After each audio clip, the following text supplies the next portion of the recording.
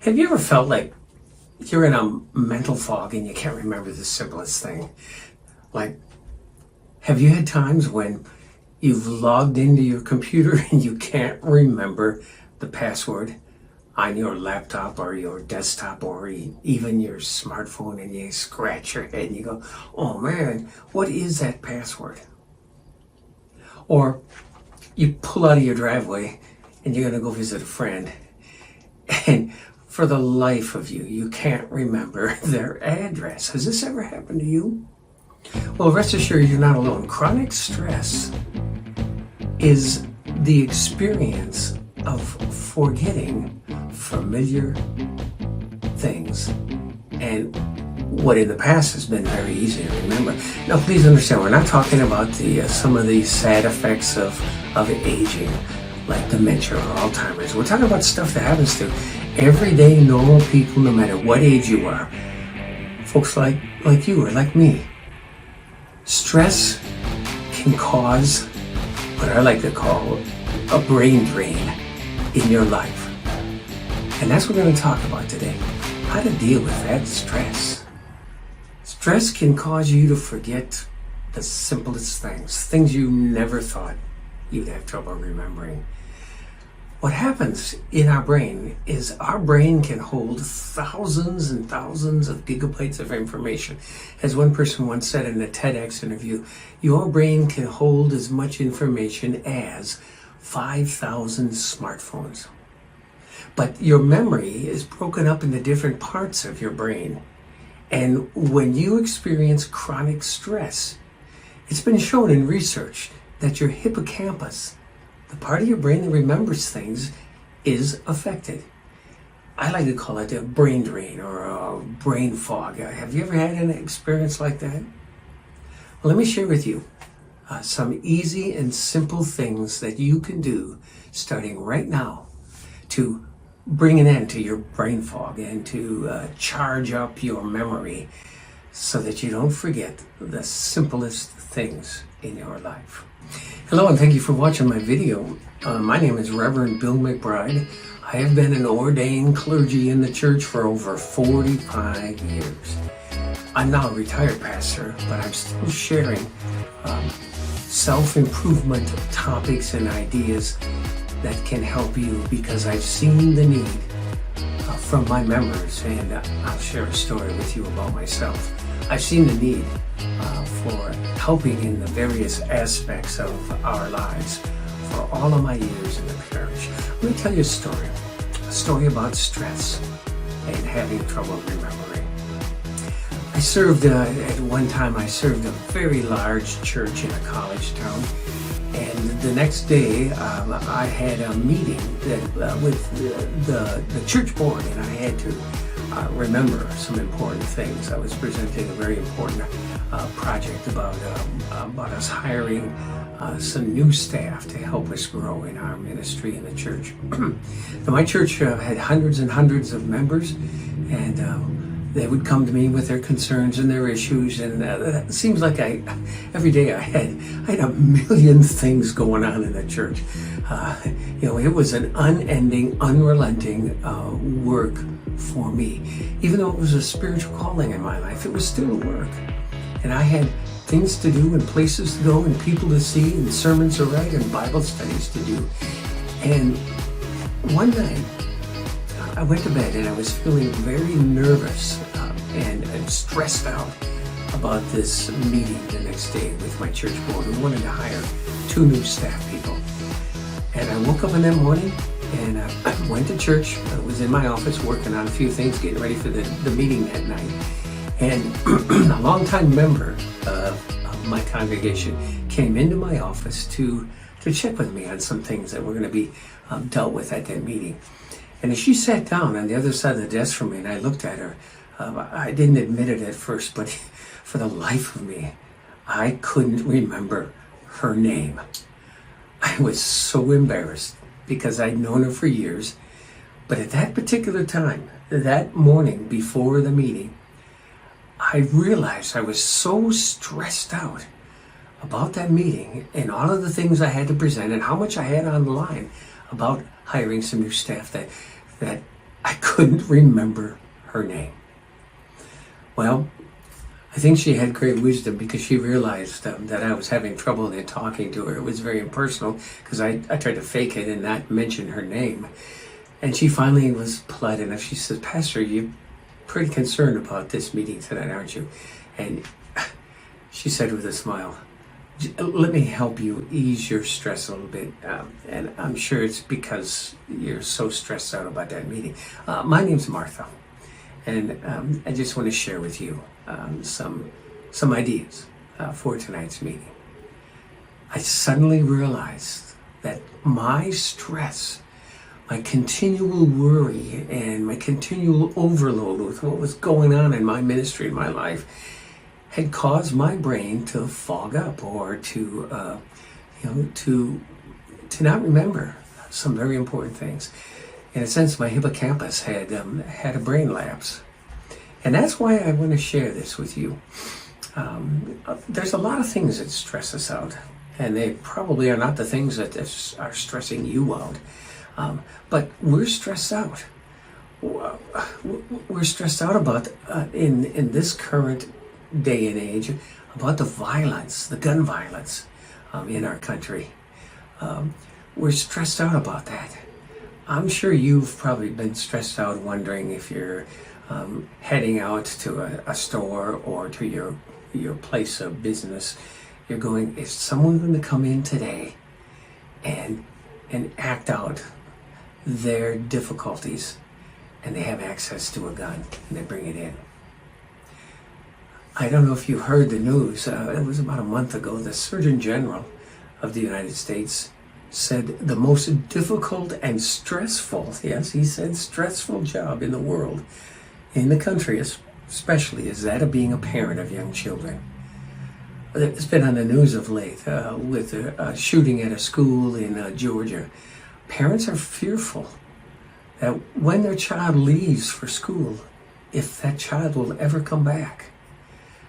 That continual worry is what causes the brain fog. Have you been feeling stressed out about having enough money to pay for your groceries, or for medical bills? You don't have enough health insurance.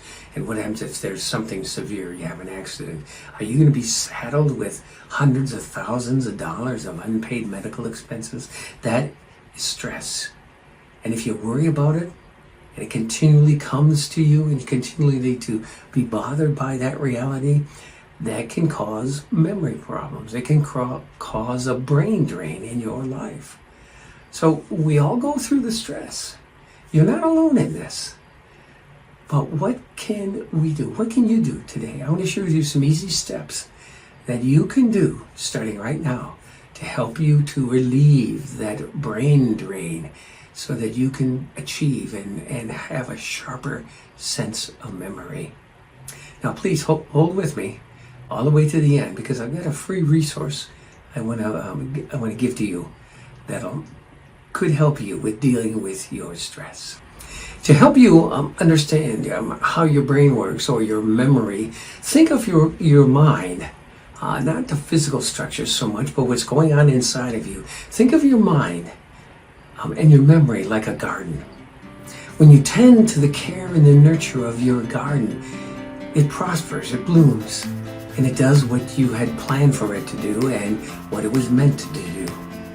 But when we let our garden go, let's just say you haven't weeded your garden or watered your garden for weeks and weeks in the summertime, guess what?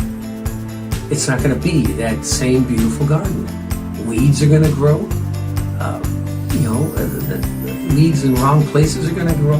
Your garden is going to dry up because it doesn't have the moisture, and it will not produce what you had planned for it to produce. That's exactly what stress does for us. Your mind will never produce what you have dreamed and created and trained for it to produce until you deal with your chronic stress and those things that come to you that fill your mind and your heart with concern. So let me share with you four quick tips that you can do to relieve that unending stress in your life. Cure number one for your stress is a very simple thing. You're doing it right now without even thinking about it, but it's an intentional form of breathing. I like to call it deep breathing. You can do it anytime you're feeling stress at work, or feeling stress when the kids go off to school, or feeling stress in relationships, or feeling stress when you get in your car and you have to drive someplace and you're worried about violence in your community. Deep breathing is consciously doing this. Two things. Breathe in, deep breath through your mouth. Hold it for a few seconds. Breathing in through your nose. Let me correct that. It's a deep breath in through your nose, holding it for a few seconds, and then breathing out through your mouth. Again. Breathe out. One more time. Breathe out.